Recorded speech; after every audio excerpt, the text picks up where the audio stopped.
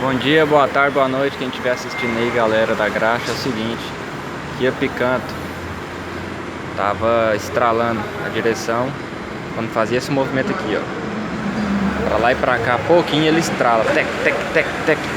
E quando anda, bate em pancada, ele fica fazendo o mesmo barulho, entendeu?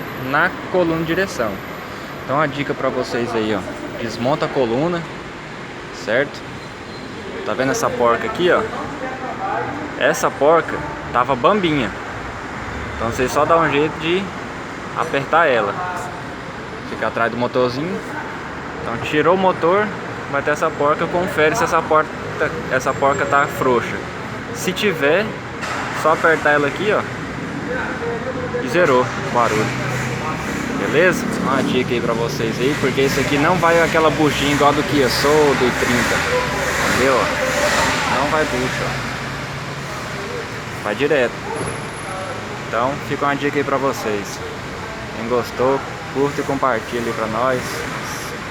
Se inscreva no canal aí. E aos pouquinhos nós vai metendo o vídeo aí. Valeu, galera.